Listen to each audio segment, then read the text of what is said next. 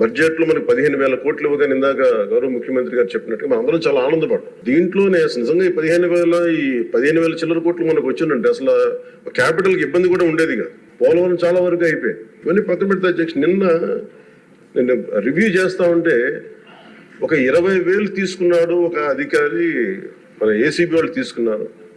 Inter departmental enquiry చేస్తాం అని చెప్పేసి ఒక రివ్యూ ఏదో కేసు గురించి చదువుతా ఉంటే తనకి కాంపెన్సేషన్ రావాలి, తనకి కోర్టుకి వెళ్ళారు. అది మాట్లాడుతున్నా ఒకటే అనిపించింది, ఒక చిన్నపాటి ఉద్యోగి తప్పు చేస్తే 20,000 రూపాయలు లంచం తీసుకున్నాడని చెప్పి లంచం తీసుకున్నందుకు ఏసీబీ ఎంక్వైరీ ఉంది, లేదంటే డిపార్ట్మెంటల్ ఎంక్వైరీ ఉంది.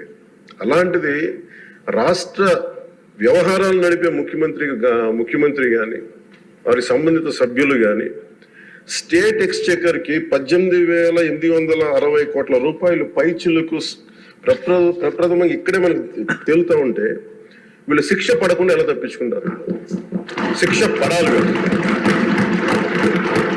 మనకి నైతిక బలం, నైతిక హక్కు ఎలా ఉంటుంది అధ్యక్ష? మనకి ఒక అధికారి 20,000 రూపాయలు నువ్వు తప్పు చేశావని చెప్పి ఏసీబీకి పట్టిస్తున్నావు. వీళ్ళేమో దారుణంగా 18,000 కోట్లు అటు ప్రజల్ని కనీసం వాళ్ళ క్వాలిటీలు మన లిక్కర్ మనకి తాగాలని చెప్పి ఎవరిని మనం కూర్చోబెట్టి మనం పెంపొందించట్లా. ఓకే, ఒక వ్యసనం అనుకోండి, దానికి ఏదైనా పేరు పెట్టుకోండి. ముఖ్యంగా మనకి మద్యపాన నిషేధం అనేది చాలా చాలా కష్టమైన విషయం, ముఖ్యంగా ఆంధ్రప్రదేశ్. ఒకవైపు యానాం, ఇంకోవైపు మనకి మధ్యప్రదేశ్, ఇంకోవైపు చూస్తే మనకి తెలంగాణ, ఒరిస్సా, తమిళనాడు, కర్ణాటక, ఇన్ని బార్డర్స్ ని షేర్ చేసుకొని మద్యపాన నిషేధం అనేది ఇప్పుడు చాలా కష్టసాధ్యమైన విషయం. గతంలో కూడా చేశారు, సాధించలేకపోయాం. ఇప్పుడు రెగ్యులేట్ చేయాల్సిన అవసరం ఉంది.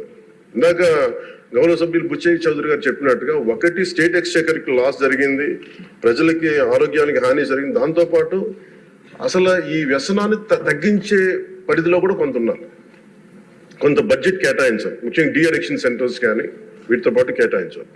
అది కూడా సూచన బుచ్చి చౌదరి గారు చెప్పిన సూచన కూడా మనం పరిగణలో తీసుకోవాలి అధ్యక్ష. ఎందుకంటే దీంట్లో మనమే కనుక 18,000 కోట్లు ప్రస్తుతానికి వస్తే దాంట్లో కనీసం ఒక సర్టెన్ శాతం, ఒక 10% అంటాం, ఎంత పర్సెంటేజ్ పెద్దలందరూ కూర్చొని, విఘ్నులందరూ కూర్చొని దాంట్లో కొంత డీ అడిక్షన్కి దాన్ని ఖర్చు పెట్టాలి అధ్యక్ష. కేవలం దాన్ని ఆదాయంగా చూడకుండా అట్లీస్ట్ ఒక 10% డీ అడిక్షన్ గా దాన్ని డీ అడిక్షన్ సెంటర్స్ ఖర్చు పెట్టాలి.